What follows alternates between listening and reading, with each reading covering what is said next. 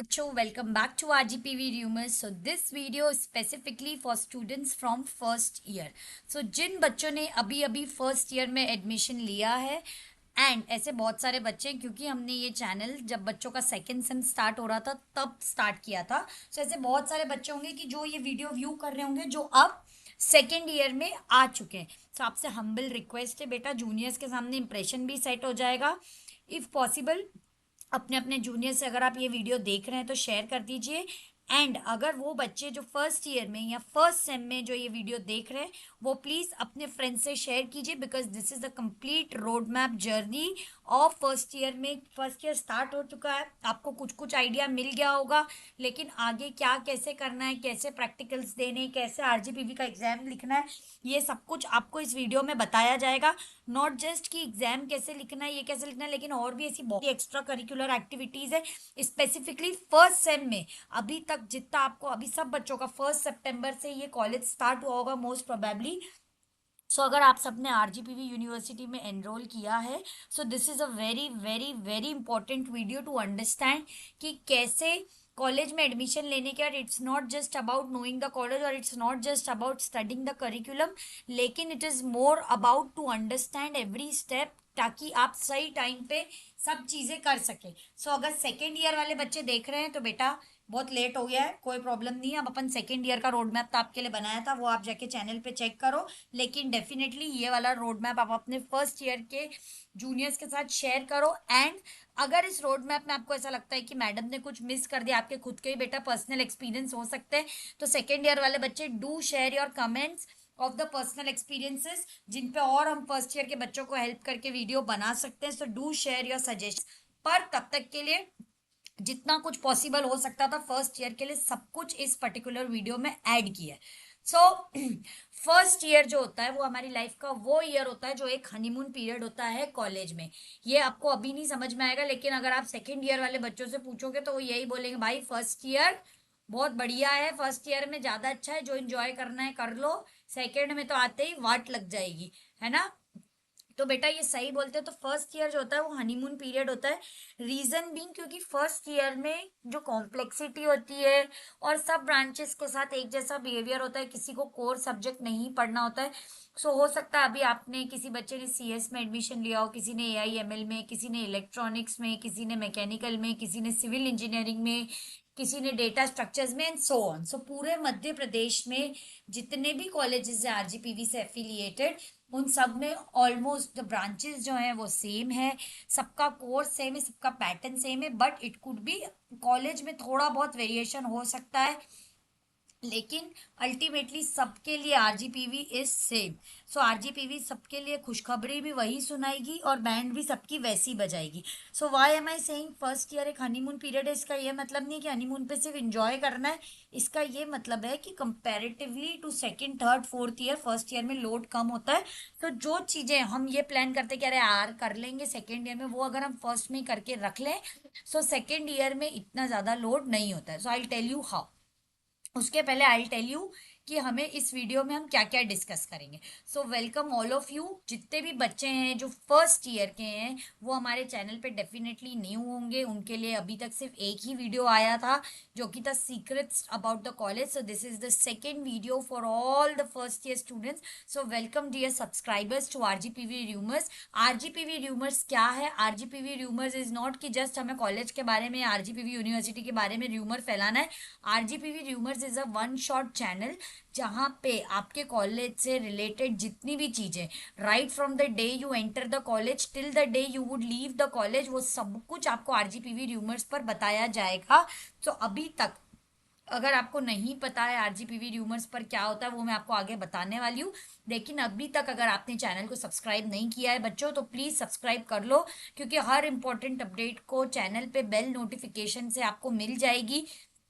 And आपकी पूरी journey में अगर आपको नहीं बिलीव है तो जितने भी आपके सेकेंड ईयर के स्टूडेंट सीनियर्स हैं, जो आपके फ्रेंड्स हैं, उनसे आप पूछ लेना कि आरजीपीवी र्यूमर्स पर किस तरीके का माहौल होता है. सब कुछ वेल मेंटेन कंटेंट आपको दिया जाता है. तो उस कंटेंट को कैसे पढ़ना है, क्या करना है, मतलब आप एक छोटे बेबी और आरजीपीवी र्यूमर्स आपका फादर या मदर है जो आपको चलना भी सिखाएगा, बात करना भी सिखाएगा, पढ़ना भी सिखाएगा, सब कुछ।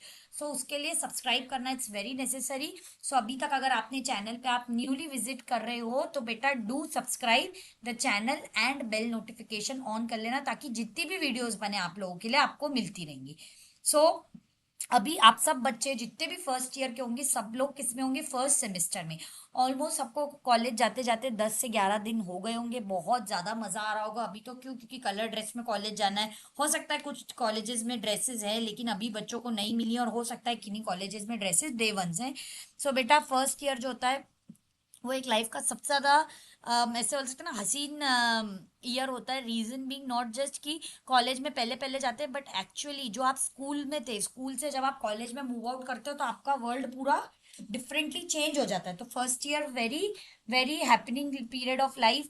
यहाँ पे बेटा सब कुछ होगा। अगर आप अपने सीनियर से पूछोगे तो यहाँ पे सब कुछ होगा। यहाँ पे मार्क्स भी कटेंगे, अटेंडेंस का भी लोड होगा, और ये सब आपको बहुत नया नया लगेगा। अभी जब आप सेकेंड सेम में आ जाओगे ना, ये सब आपके लिए अटेंडेंस, इंटरनल, एक्सटर्नल सब ऑल सब बहुत नॉर्मलाइज हो जाएगा। लेकिन जब आप फर्स्ट ईयर के फर्स्ट सेम में होते हो, फर्स्ट सेम में सब कुछ नया नया लगता है। सो ये video is a complete complete road map कि आपको फर्स्ट सेम में क्या क्या करना है, आपको सबसे पहले क्या पढ़ना है, आपको क्या प्रैक्टिस करना है, कहाँ से पढ़ना है, कहाँ से प्रैक्टिस करना है, सारे सोर्सेस, और क्या ऐसे पैरामीटर्स हैं जो फर्स्ट सेम में हो सकते हैं apart from the studies to improve the SGPA, और उसके अलावा क्या क्या एक्स्ट्रा करिकुलर एक्टिविटीज करनी है। So without wasting time let's start. So बेटा सब जितनी भी ब्रांचेज होंगी, चाहे राइट फ्रॉम सीएस की जितनी भी आती है जिसमें data structures, AIML, multiple branches, and उसके अलावा मैकेनिकल, सिविल, इलेक्ट्रॉनिक्स, सब ब्रांचेस के लिए बेटा ये दो ग्रुप ऑफ सब्जेक्ट्स होंगे। ठीक है ना? जो सीएस के बच्चे होंगे जैसे उनके लिए ग्रुप 1 होगा, और जो इसके एआईएमएल के इनके बच्चे होंगे उनके लिए ग्रुप 2 होगा। लेकिन सब्जेक्ट सब बच्चों के लिए सेम होंगे।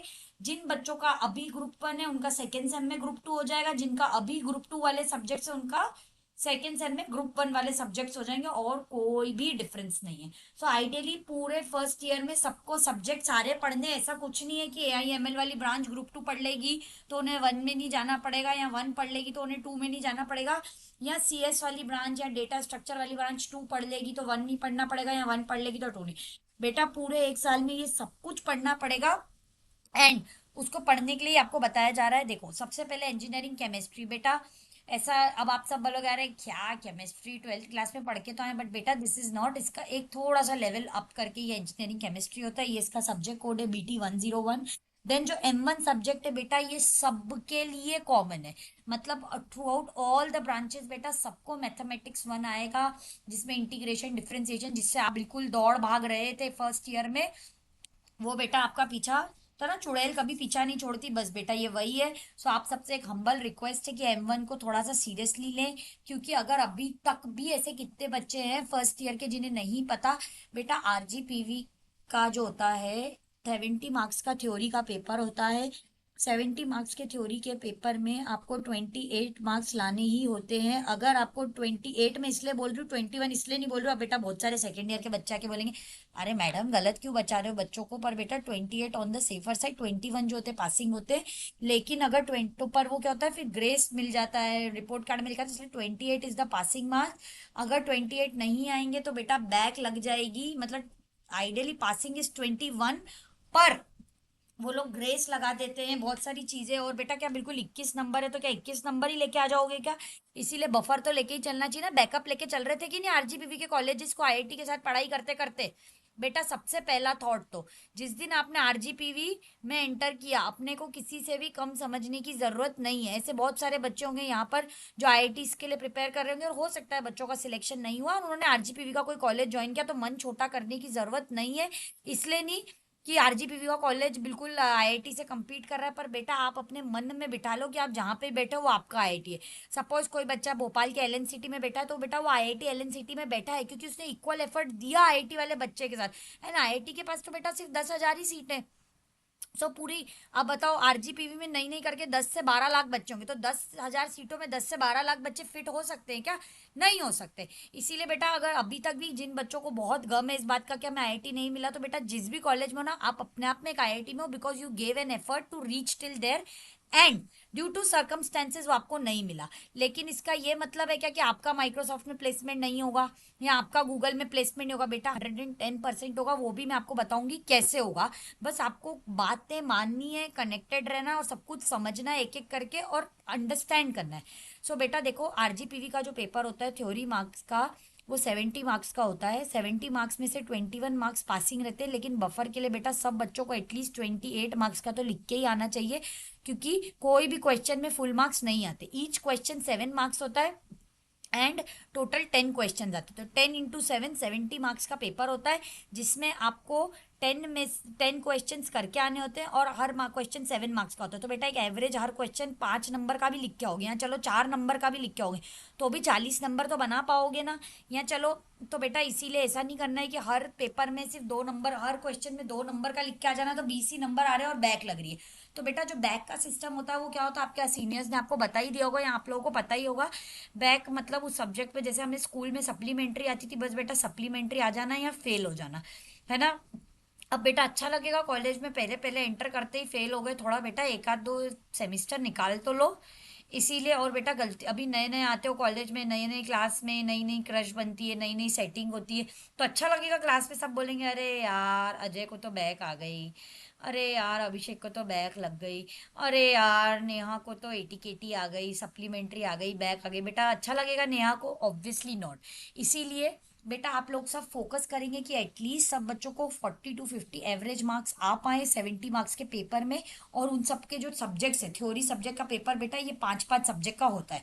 सो ग्रुप 1 में M1 मैंने कहा सबके लिए कॉमन रहता है, मैं इसीलिए बोल रही हूँ क्योंकि बच्चे इंटीग्रेशन और डिफरेंशिएशन से थोड़ा सा डरते हैं, और M1 में थोड़ा सा सॉल्विंग ज्यादा रहता है, इसलिए मैं आपको अभी से ही बोल रही हूँ कि M1 अगर आपके टीचर्स आपको पढ़ा रहे हैं यूनिट 1 से, तो बेटा start studying rigorously from now, क्योंकि M1 ऐसा सब्जेक्ट है जहाँ बच्चों को मैक्सिमम नंबर ऑफ बैक आती है। और फिर नेक्स्ट सेमेस्टर में क्या होता है, M2 आ जाता है, तो M1 के साथ M2 पढ़ना। और बेटा बैक के पेपर का क्या सीन होता है कि सपोज आपको फर्स्ट सेमेस्टर में अगर ए सब्जेक्ट में बैक है, सपोज इंजीनियरिंग केमिस्ट्री में बैक है, तो आपको सेकेंड सेमेस्टर में अपने खुद के ऑन गोइंग एग्जाम्स के साथ इंजीनियरिंग केमिस्ट्री का पेपर देना होगा, तो वो बहुत टफ फेस होता है।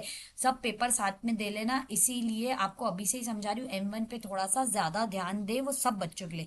देन बेटा आता है इंग्लिश फॉर कम्युनिकेशन, जिसमें रेज्यूम बनाना, क्या क्या कम्युनिकेशन के प्रोज कॉन ये सब रहते हैं, इजियर सब्जेक्ट है बट स्कोरिंग सब्जेक्ट है। Then BEEE basics of electronics and electrical engineering, ये इलेक्ट्रॉनिक्स और इलेक्ट्रिकल इंजीनियरिंग से रिलेटेड सब्जेक्ट होता है, जो आपने एंड और नॉर गेट पढ़ा है। सो बेटा ये इस सब्जेक्ट में न्यूमेरिकल सुलझाते हैं बच्चों को, है ना? तो थोड़ा सा न्यूमेरिकल्स पे अभी से ही ध्यान देना। देन बेटा मतलब सबसे अभी तक तो आप समझ ही चुके होंगे 10 दिन में, इंजीनियरिंग ड्राइंग और इंजीनियरिंग ग्राफिक्स, ये वो सब्जेक्ट है जिसमें शीट्स बनानी पड़ती हैं, है ना? पहले पहला टॉपिक बेटा आप सब बच्चों का स्केल शुरू हुआ होगा, मजा आ रहा होगा, तो ये सोच रहे होगे आप कि चलो नहीं ध्यान देते, बंक मार लेते हैं ईडी का लेक्चर। बेटा जो बच्चा ईडी का लेक्चर बंक मारेगा कॉलेज में, उसे ईडी एग्जाम में बंक मार लेगा और उसकी बैक लग जाएगी, क्योंकि ईडी और M1 ऐसे दो सब्जेक्ट्स हैं जो बहुत बहुत ज़्यादा टफ होते हैं। आपको डराया नहीं जा रहा है, बट आपको अभी से समझाया जा रहा है, they require a lot of practice. So just scale बनाकर बेटा आप लोग बहुत ज़्यादा खुश ना हो। आप सब मेहनती बच्चे हैं, सबने IIT के लिए पढ़ाई की है, यू नो हार्ड वर्क, है ना? Do not forget this part that all of you children know hard work. So ED is something which makes you do a little of hard work, तो इसमें hard work करना है, पर try करना इसी semester में क्लियर हो जाए।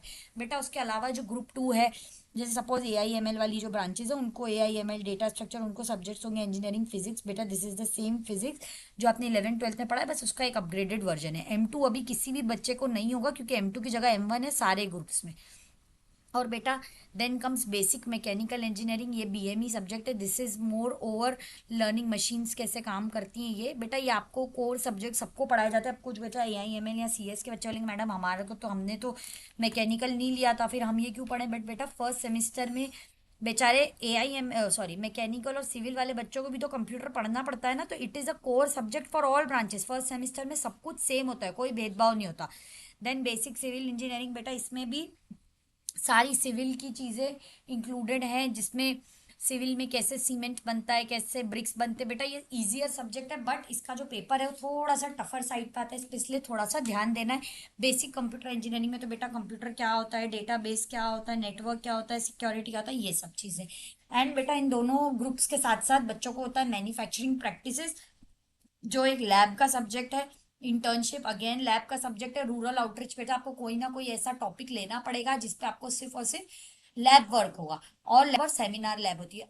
अब हर कॉलेज के हिसाब से हो सकता है कि ग्रुप 1 के साथ manufacturing practices, internship, rural outreach आता है, ग्रुप 2 के साथ लैंग्वेज लैब और सेमिनार आते हैं। सो बेटा this is all over thing, जिसमें से जो 70 मार्क्स होते हैं वो किसके होते हैं, थ्योरी सब्जेक्ट। और थ्योरी सब्जेक्ट कौन कौन से एग्जाम्स होंगे, ये 5 5 पेपर ही थ्योरी सब्जेक्ट के होंगे, है ना।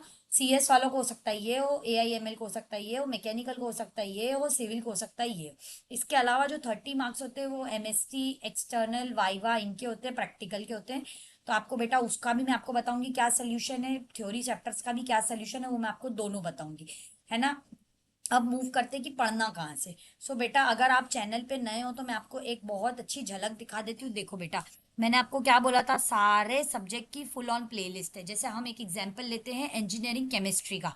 सो इंजीनियरिंग केमिस्ट्री ये देखो बेटा, सबसे पहले यूनिट 1, यूनिट 2, यूनिट 3, यूनिट 4 और यूनिट 5, सारी ये पूरी प्लेलिस्ट है। हर सब्जेक्ट की जितने भी सब्जेक्ट्स हैं, किसमें जितने भी आज सब्जेक्ट्स हैं फर्स्ट ईयर में, टोटल ग्रुप 1 और ग्रुप 2 दोनों के सारे सब्जेक्ट की ये प्लेलिस्ट है। हर प्लेलिस्ट में क्या क्या है वो मैं आपको बताती हूँ। इंजीनियरिंग केमिस्ट्री जैसे एक सब्जेक्ट है। सो बेटा अभी आप सबको यूनिट 1 पढ़ाया जा रहा होगा, वाटर एनालिसिस। सो आपको ये सोचना है अपने दिमाग में कि हम कहाँ से पढ़े। तो बेटा सारी यूनिट्स के वन शॉट, जैसे सपोज आपकी टीचर ने पढ़ा दिया, अब टीचर कैसे 10 दिन में एक यूनिट कंप्लीट करिए। अब बेटा आप सब बच्चे समझो कि जितने भी बच्चे हैं उनको पूरे सेमिस्टर जो होता है वो 6 महीने का होता है। 6 महीने के सेमेस्टर में जैसे फर्स्ट सेम है वो पूरे 6 मंथ्स का होगा। 6 मंथ्स के सेम में जो फर्स्ट के इनिशियल 2 मंथ्स होंगे उनके बाद क्या होगा, MST का एग्जाम होगा। MST जो होता है वो 20 मार्क्स ईच होता है, एक सेमिस्टर में 2 MST होते हैं और बेस्ट ऑफ 1 काउंट होता है। सो अगर आपको आपके इंटरनल मार्क्स अच्छे करने हैं तो आपको MST में अच्छा परफॉर्म करना होगा, सबसे पहली चीज तो ये। एंड सेकेंडली MST में मेन एग्जाम में, अब बेटा ये जो देखो आप इंजीनियरिंग केमिस्ट्री पे आ जाओ, है ना। इधर देखो इंजीनियरिंग केमिस्ट्री, तो बेटा unit 1, unit 2, unit 3, unit 4, unit 5। तो बेटा RGPV र्यूमर्स ने क्या करा है, जो यूनिट आपकी मैडम 6 दिन लगा के 10 दिन लगा के पूरी पूरी पढ़ाती है, वो इधर सबसे बेस्ट वे में वन शॉट के वे में डली हुई है। तो यूनिट 1 का वन शॉट, यूनिट 2 का, यूनिट 3 का, यूनिट 4 का और यूनिट 5 का। और उसके साथ साथ कौन से सबसे ज़्यादा इंपॉर्टेंट क्वेश्चन है जो थ्योरी एग्जाम में पूछे जा सकते हैं, एंड हर साल के पेपर का एनालिसिस। और जैसे इंजीनियरिंग केमिस्ट्री में न्यूमेरिकल्स है तो न्यूमेरिकल भी, अगर आप इसी प्लेलिस्ट को स्क्रॉल करके देखोगे तो सपोज जैसे आप इस पे जाओगे, है ना, इंजीनियरिंग केमिस्ट्री, आप चैनल पे जाओगे, प्लेलिस्ट में जाओगे, इंजीनियरिंग केमिस्ट्री की प्लेलिस्ट खोलोगे, ये सारी यूनिट्स खुल जाएंगी। सो बेटा मैं आपको बिल्कुल भी ऐसा नहीं बोल रही हूँ कि आप स्कूल, सॉरी स्कूल बेटा, सॉरी स्कूल में नहीं है आप सब लोग, अब आप कॉलेज में हो चुके हैं, बड़े हो चुके हैं, आई एम रियली सॉरी। जितने भी बच्चे हैं, उनका जितना भी करिकुलम बेटा कॉलेज में, जितने भी कॉलेज में मैडम पढ़ा रही है आपको केमिस्ट्री, आप बिल्कुल पढ़िए, बिल्कुल नोट्स बनाइए। लेकिन सपोज किसी बच्चे को यूनिट 3 नहीं आ रही केमिस्ट्री की और MST सर पे या मैडम ने कह दिया यूनिट टेस्ट लेंगे, तो बेटा आपको क्या करना है, इतना परेशान नहीं होना और सिर्फ 43 मिनट्स में यूनिट 3 फटाफट भले 2x पे देखो कंप्लीट कर लेनी। किसी को यूनिट 4, 4 यूनिट तो आ गई मैडम की पढ़ी लेकिन 5 नहीं आती, बेटा 45 मिनट्स में क्या करना है, वन शॉट देख लेना। एंड बेटा this is not just for engineering chemistry, engineering physics में भी बेटा यूनिट 1 2 3 4 5 जिसके इंपॉर्टेंट क्वेश्चन वन शॉट डले हुए हैं, मैथम M2 के डले हुए हैं, M1 के डले हुए हैं। देन बेटा BME के same, English for communication, BEEE civil, ED, basic computer engineering, बेटा सबकी सब कुछ डला हुआ है। तो जब मेन एग्जाम में आपको पांचों यूनिट पढ़नी पड़ेंगी तो उनके वन शॉट डले हुए हैं। लेकिन बेटा इसका ये मतलब नहीं है कि हम अब दिसंबर में ही जागेंगे अपनी नींद में से। आप क्या कर सकते हैं, अगर जैसे MST के लिए प्रिपेयर करना है तो बेटा यूनिट 1 और यूनिट 2 ही आएगी MST में। MST कब आएंगे, अक्टूबर मिड में आएंगे। तो आप अभी से जब मैडम पढ़ा रही है यूनिट 1 तो एक बार एक घंटा तो स्पेयर करके वन शॉट देख लो, है ना। And same goes for other subjects as well. मैंने सिर्फ ये बेटा इंजीनियरिंग केमिस्ट्री का एग्जाम्पल लिया, but you can do it for other subjects as well. Similarly बेटा प्रैक्टिकल्स जो होंगे, अब बेटा देखो प्रैक्टिकल में क्या होता है कि प्रैक्टिकल में भी एक एग्जाम होता है 20 to 25 मार्क्स का, जिसमें आपको लिखना पड़ता है। तो और बेटा ये जितनी भी यूनिट्स हैं, है ना, आप देख रहे हैं यूनिट 1 यूनिट 2, अब आप बोलेंगे मैडम इनके नोट्स कहाँ से लेंगे, तो बेटा हर वीडियो के नीचे आपको दिखेगा व्हाट्सएप चैनल की लिंक।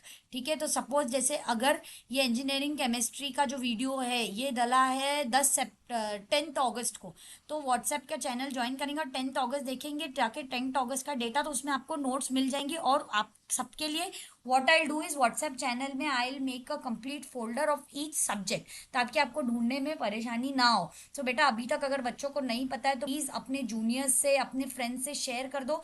ये वाला पूरा कंटेंट आपके लिए बहुत ज़्यादा हेल्पफुल होगा कि आधे घंटे 1 घंटे 45 मिनट में पूरी यूनिट खत्म। इतनी मेहनत करने की जरूरत ही नहीं पड़ेगी जितना टीचर्स बताते हैं फॉर ऑल सब्जेक्ट, चाहे ईडी का हो, चाहे सिविल का हो, चाहे बी ट्रिपल ई का हो। जैसे बेटा अब सपोज केमिस्ट्री है, बी ट्रिपल ई है, बीएमई, बेटा इनमें न्यूमेरिकल है, इनमें ना फिजिक्स इनमें न्यूमेरिकल है। सो बेटा एक एक अलग से पूरे न्यूमेरिकल की भी वीडियो बना रखी, तो बेटा बिल्कुल आप जाओ और ध्यान से देखो। नेक्स्ट कमिंग टू, अगर आप देखेंगे प्रैक्टिकल जुगाड़ सीरीज है एक हमारी, ये देखो ये वाली जो है प्रैक्टिकल जुगाड़ सीरीज, उसमें बेटा जितने भी आपके प्रैक्टिकल है जैसे ईडी का, बीसी का, इंजीनियरिंग केमिस्ट्री का, फिजिक्स का, बेटा इन सब में क्या परफॉर्म करना है। हर जितना बेटा आपको अभी प्रैक्टिकल सीरीज इतनी इंपॉर्टेंट नहीं लगेंगी, लेकिन जब आपके एग्जाम्स पास में आएंगे आपको प्रैक्टिकल याद करने पड़ेंगे। सो इसकी भी सबकी पीडीएफ बनी हुई है। सब में क्या है, सारे प्रैक्टिकल के जितने भी लैब मैन्युअल हैं या आपकी प्रैक्टिकल फाइल्स में जो भी आपने एक्सपेरिमेंट लिखा, सारे एक्सपेरिमेंट का बहुत शॉर्ट में डिस्क्रिप्शन, और उसमें से कौन से बेस्ट 50 क्वेश्चंस आपके वाइवा में पूछे जा सकते वो है। सो बेटा अगर आप इंटरनल्स में परेशान हो कि कहाँ से पढ़े प्रैक्टिकल्स के लिए, तो बेटा do go and check this series. And other parameters जो होते हैं फर्स्ट ईयर में ध्यान रखने के, वो क्या है कि बेटा अटेंडेंस। बेटा बिल्कुल मैं आपको ऐसा नहीं बोलूंगी कि बंक ना मारो, बंक मारो, सेटिंग के साथ घूमो, क्रश बनाओ, सेकेंड ईयर के बच्चों के साथ गेड़ी मारो, लपासी करो, सब करो, बट बेटा ट्राई कि मेंटेनिंग 60 to 70% ऑफ अटेंडेंस, ताकि आपका एक अच्छा एसजीपीए बन पाए।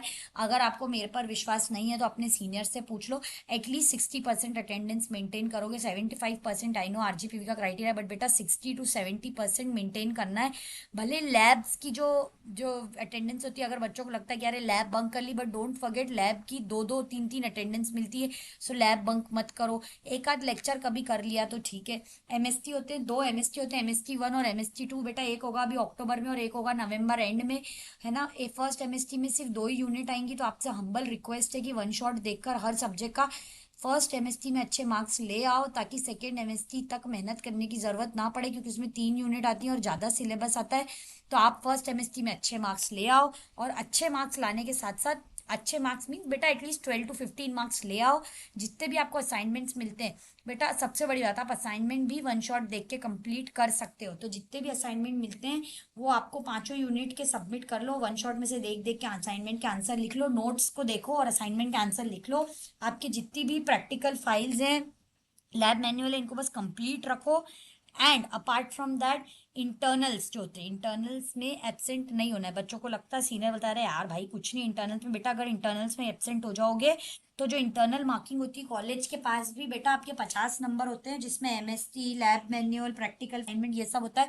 बेटा वो आपके बिगाड़ देते हैं, और जिस बच्चे के इंटरनल बिगाड़ देते हैं उसके वो एग्जाम, मेन एग्जाम में कितना भी परफॉर्म कर लेगा उसको मार्क्स अच्छे नहीं आएंगे। सो इसीलिए इंटरनल्स में एब्सेंट नहीं होना, ये क्राइटेरिया फॉलो करना, और टीचर्स के साथ एक अच्छी रेपो बना के रखना। उसके बाद बेटा बहुत ज्यादा इंपॉर्टेंट है, आप सबको पता है, अभी मैंने आपको क्या बोला, आप सब समझो कि हम ऑलरेडी आईआईटी में, अगर कोई एलएनसीटी में बेटा तो आईआईटी एलएनसीटी, या कोई बेटा अगर इंदौर में चमेली देवी में बेटा तो वो आईआईटी चमेली देवी में है, या बेटा अगर कोई ग्वालियर में किसी कॉलेज में बेटा तो बेटा वो आईआईटी ग्वालियर में है। लेकिन बेटा अगर आईआईटी का सपना देखा था वहां तक नहीं पहुंच पाए, इसका ये मतलब नहीं है कि हम पढ़ना लिखना छोड़ देंगे। बेटा वेरी इंपॉर्टेंट, आपको base by base RGPV rumour से बताएगा कि किस टाइम आपको क्या करना है। सो फर्स्ट ईयर में आपकी टीचर्स आपको सी या C++ लैंग्वेज सिखाएंगी। सो इससे पहले कि आपकी टीचर्स सिखाए, मैं आपको बता दूं, कॉलेज बेटा एक करिकुलम के हिसाब से चलता है, कॉलेज जल्दी जल्दी पढ़ा देता है।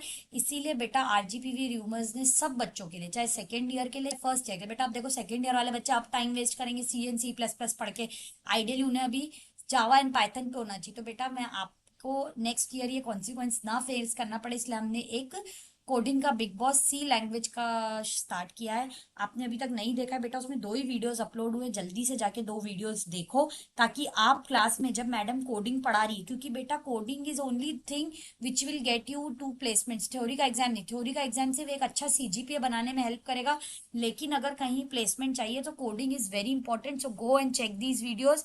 एंड अपार्ट फ्रॉम दैट बेटा, आपके कॉलेज में अलग अलग तरीके के क्लब्स होंगे, रोटरैक क्लब्स, उनमें पार्टिसिपेट कीजिए, अपने सीनियर से मीट कीजिए, कॉलेज के डूज और डोंट्स पता कीजिए। फ्रेशर्स पार्टी है, बिल्कुल जाइए, सबसे एक एंगेजमेंट बना के रखिए, नेटवर्किंग कीजिए कॉलेज में, टेक्निकल क्लब एक्टिविटीज में परफॉर्म कीजिए, उनमें एंट्रेंस लीजिए, रोटरैक्स क्लब होते हैं उसमें जाइए, एनजीओ रिलेटेड कोई एक्टिविटी हो रही बेटा, इससे आप अपने आप में एक लीडरशिप बिल्ड करेंगे और आपको रेज्यूम में लिखने के लिए चीजें मिलेंगी। आपने कॉलेज का करियर डेवलपमेंट सेल है, उसमें विजिट कीजिए, देखिए कि वो कैसे सिखाते क्या है, एंड अपने टीचर से मैक्सिमम क्वेश्चन पूछिए और उनके आगे गुड रेपो बनाइए। This is all what you can do in first year first sem. इससे ज्यादा बेटा बहुत ज्यादा पेपर का लोड लेने की चीजों की जरूरत नहीं है। आप सबने अभी अभी स्टार्ट किया है, धीरे धीरे आपको बताते जाएंगे टाइम लाइन से कि कहाँ क्या करना है। अभी तक अगर कुछ नहीं किया है तो क्या कीजिए, जाइए चैनल पे, अगर आपके कॉलेज में फर्स्ट फर्स्ट यूनिट हो चुकी है अपने अपने सब्जेक्ट की, तो उनका वन शॉट देखिए। प्रैक्टिकल्स में, प्रैक्टिकल्स का देखने का भी इतना नीड नहीं है, लेकिन उनका वन शॉट देखिए। एंड सबसे ज्यादा इंपॉर्टेंट, सी और सी प्लस प्लस लैंग्वेज की सीरीज को देखना स्टार्ट कीजिए, क्योंकि that is the only thing which would make you feel placed. और अगर कोई ये सोच रहा है कि फोर्थ ईयर में कर लेंगे, बेटा फोर्थ ईयर में नहीं होता, अपने सीनियर से पूछ लेना। सब कुछ जो होता है वो फर्स्ट ईयर से ही होता है, ऐसा नहीं है। एक्स्ट्रा करिकुलर एक्टिविटीज भी कीजिए, लेकिन सेल्फ डेवलपमेंट में भी ध्यान दीजिए। Thank you so much for watching, see you in the next video.